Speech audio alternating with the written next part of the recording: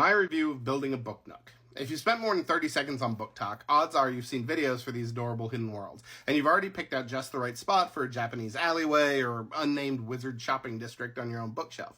I'm no different. I've collected enough dad sweaters to appreciate the value of puttering as a hobby, and I've considered picking up one of these kits for a while now. Well, Santa decided to leave one under the tree this year.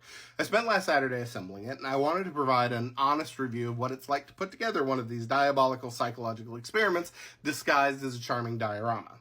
First thing you need to know is that it doesn't come with everything you need, most notably glue. And you will be gluing a lot of things together. A lot. My kid is a library. Libraries notably have many, many books, and nearly every book in this godforsaken Hellraiser puzzle box of a challenge needed to be punched out, sanded down, the cover cut out of paper, slathered with glue, carefully folded into place, and held in position until the glue had set. The novelty faded by the 10th volume.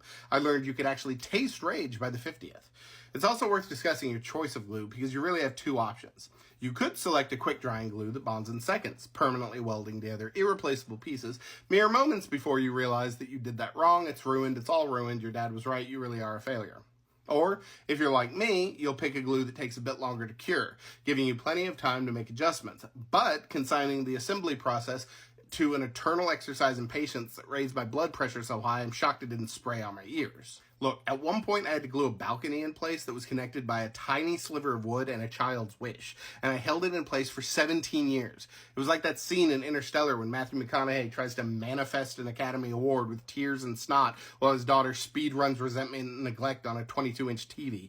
Seasons changed outside the window. I aged like I was shotgunning beer from the wrong grail. The entire process was a sanity stress test, a tactical nuke of a craft project that vaporized an entire day and generated more profanity than a Tarantino movie marathon. Now granted, the finished product is a delight, even if it does feature a motion sensor that triggers if a mosquito farts 3 miles away, and a set of LEDs that apparently drains batteries like this project drained hope.